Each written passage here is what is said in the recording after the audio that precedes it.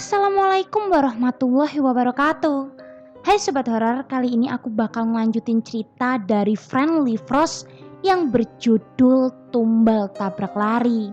Gak usah basa-basi lagi, langsung aja kita mulai. Mobil Colt hitam itu terparkir di garasi dengan penyok dan darah menghiasi kepala mobil. Sambil melihat mobil itu, Yatno bimbang, berada di persimpangan antara dua pilihan. Lanjut cari korban atau hentikan kengerian ini. Tumbal tabrak lari bagian 7.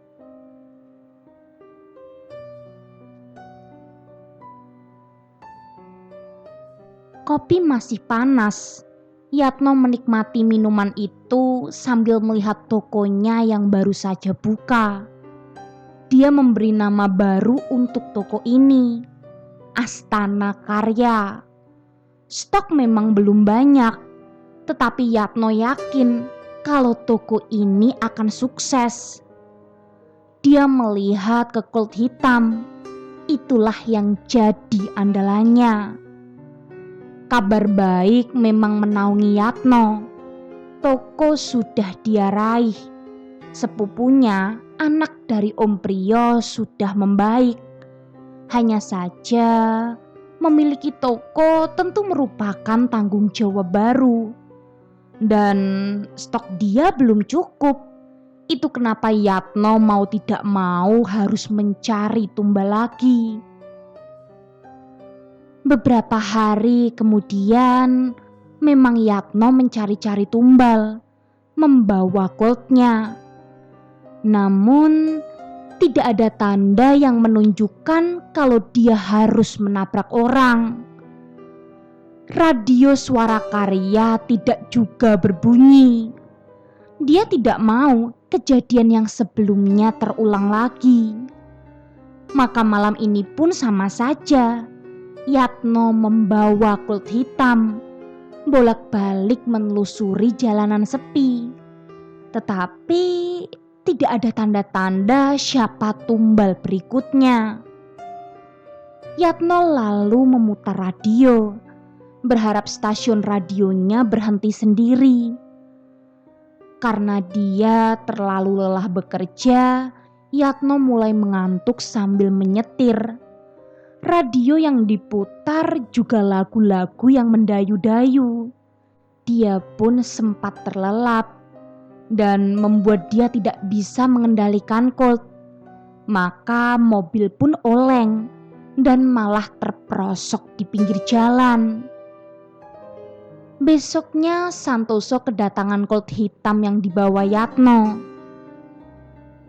Dia sedikit senang karena Yatno akhirnya melakukan tumbal lagi. "Mas, ini biar aku yang bayar perbaikannya," kata Yatno. "Loh, tidak perlu, kan nanti juga saya dapat keuntungannya," jawab Santoso. "Enggak mas, Coltnya nabrak pohon pinggir jalan," terang Yatno. "Memang kamu gak dapat tumbal?" tanya Santoso. "Tidak tahu, tidak ada tanda-tanda lagi setiap aku bawa Colt. Apa Ki Astana tidak butuh korban? Aku tidak tahu mas," jawab Pak Yatno. Santoso terlihat kesal. Dia mengambil sebatang rokok lalu menyalakannya. "Yatno, kamu enak sudah dapat toko. Aku belum dapat sebanyak kamu," kata Santoso. "Lah, aku harus apa? Tandanya juga belum muncul. Memang mau kita kubur orang lagi?" tanya Yatno. Mereka lalu berdebat, tetapi Yatno tidak mau lama-lama dan memilih meninggalkan Santoso. Dia meminta mobil segera diperbaiki karena untuk operasional toko. Beberapa hari kemudian, Yatno kembali ke bengkel kecil Santoso. Dia kaget melihat Colt-nya masih penyok dan bahkan lebih parah. "Mas, ini kenapa? Mobilku malah tambah penyok," tanya Yatno. "Kamu tidak becus, aku saja yang mencari korban sendiri," kata Santoso. "Kamu gila, tidak begitu caranya, Mas," terang Yatno. "Salah satu dari kita harus segera cari tumbal," kata Santoso nekat. "Tapi harus ikut aturan, Mas. Gimana kalau Ki Astana nggak suka?" jawab Yatno. "Ngomonglah sama dia, bilang aku yang kasih pesugihan untuk dia," kata Santoso. Yatno terlihat amat kesal karena dia tidak tahu konsekuensinya apa jika tumbal diambil oleh orang lain. "Pokoknya aku mau mobilnya sudah beres dalam 2 hari. Aku butuh buat ambil pasir." Yatno lalu pergi meninggalkan Santoso. Tidak ada pilihan, mau tidak mau diperbaiki dengan cepat. Maka dia pun harus melakukannya dengan begadang. Kerusakan yang dia bikin cukup parah soalnya. Malamnya Santoso masih di garasi kecilnya. Sebagian sudah diperbaiki, tetapi dia ingin selesai lebih cepat. Saat istirahat, keanehan mulai terjadi. Tiba-tiba radio menyala, tetapi tidak ada suara apa-apa, hanya suara statis, berdesis dan kasar di telinga. Santoso pun terpaku. Tiba-tiba dia mendengar ada suara di luar garasi. Santoso melihat keluar, ada yang berdiri di luar, membelakangi garasi. Santoso sedikit ketakutan. Orang itu lalu menengok ke arahnya. Kepalanya tidak terlihat wajahnya. Tengkoraknya terbelah, rusak seperti habis diseret. Santoso lari ke dalam garasi dan bersembunyi di situ. Radio coba dia matikan tetapi tidak bisa, malah makin kencang. Suara statis hilang, diganti dengan suara raungan kendaraan. Terdengar makin lama makin kencang, sampai terdengar suara tabrakan, teriakan dan decit ban bersamaan. Gangguan itu seperti tidak mau berhenti. Pintu garasi kemudian jadi berisik. Ada yang mengetuk-ngetuk dengan kerasnya. Di sisi lain, radio malah mengeluarkan suara orang menggerang, seperti kesakitan. Santoso makin ketakutan, dia panik sendiri.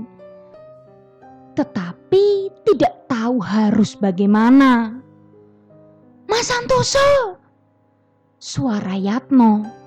Santoso membuka pintu garasi dan melihat Yatno berdiri di depannya dengan gusar. "Mas, kamu bikin resah.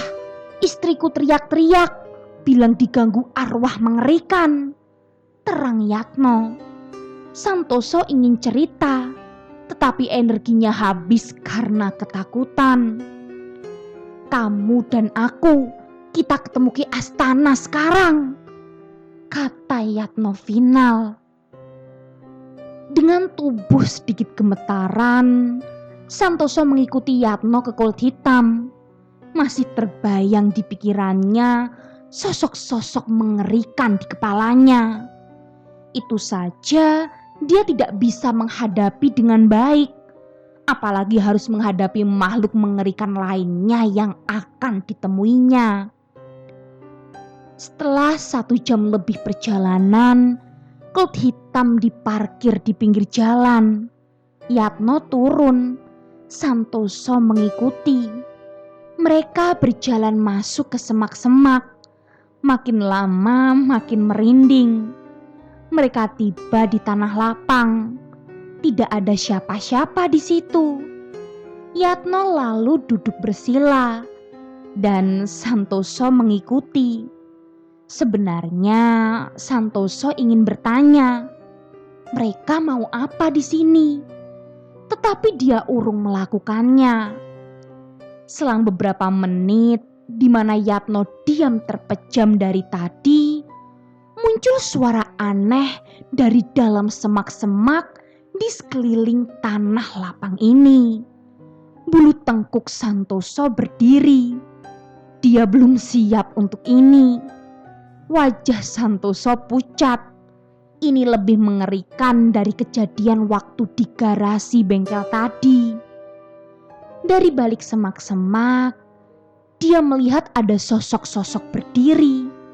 Tidak kelihatan penuh karena tertutup semak-semak.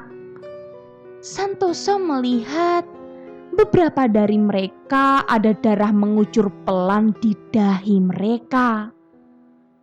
Mas, tenang saja. Mereka tidak akan mengganggu kita. Hanya berdiri menunggu. Terang Yatno.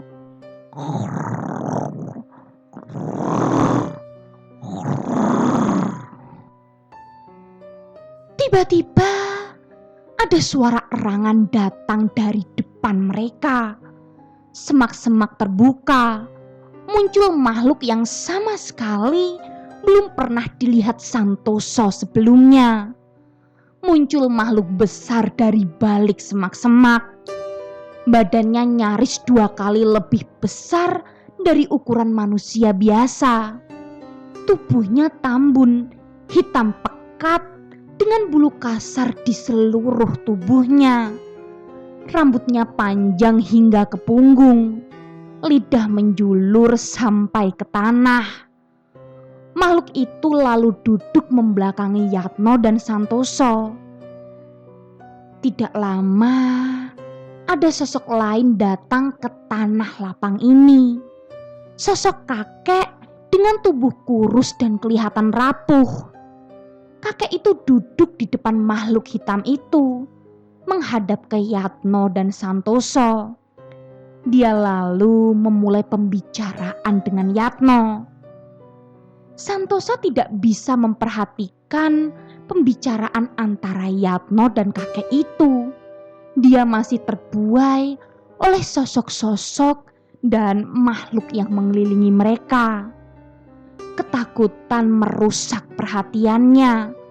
Santoso berkeringat dingin dan mencoba bertahan untuk tetap sadar meski kengerian ada di sekitar mereka. Ayo Mas, ajak Yatno. Pembicaraan Yatno dan si kakek telah usai. Mereka meninggalkan tempat itu, kembali ke Colt hitam. Sementara sosok-sosok itu masih pada tempatnya. Sampai di dekat Colt, Yatno tiba-tiba membatu.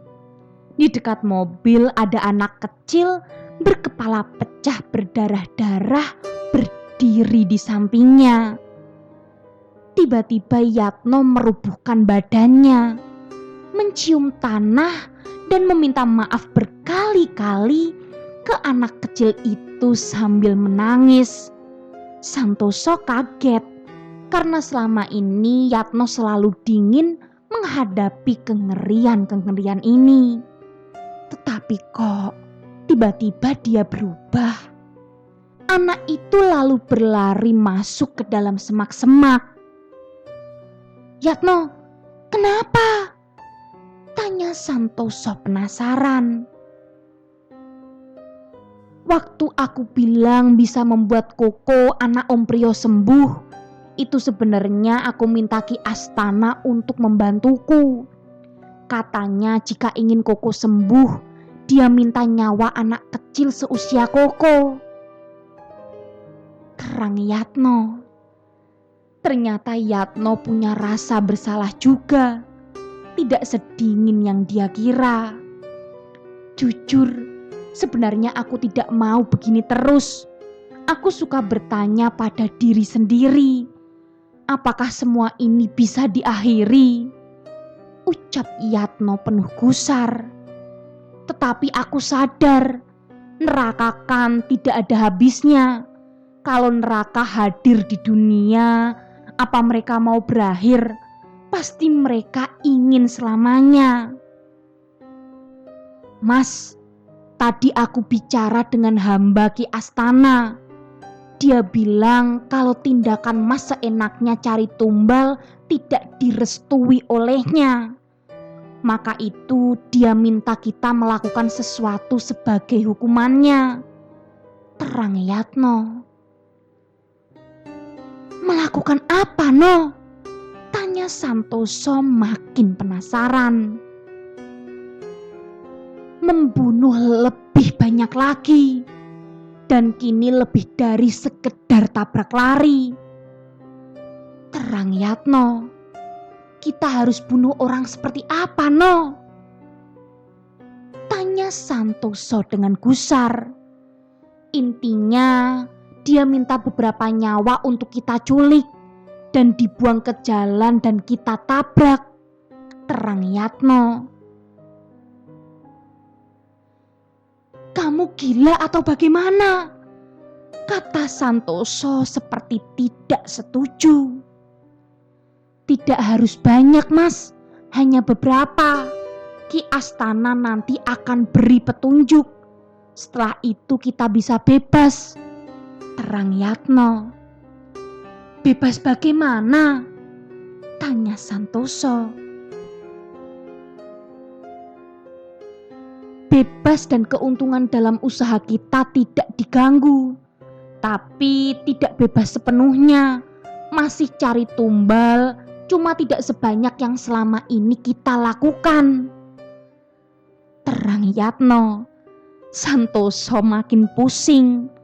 Dari ketakutan, lalu kewajiban melakukan tumbal lain yang bakal muncul ketakutan baru. Mas, nanti kalau misi kita sudah selesai, Ki Astana hanya mau dapat tumbal orang-orang yang tersesat. Orang-orang yang mau melakukan dosa ini. Dan nantinya dipersembahkan ke Ki Astana. Terang Yatno. Seperti kita? Tanya Santoso. Kita tidak akan dipersembahkan ke dia jika kita mau melakukan apa yang dia inginkan sekarang. Terang Yatno. Jadi kita harus apa? Tanya Santoso gusar. Kita lakukan saja sekarang. Cari orang-orang untuk dikorbankan.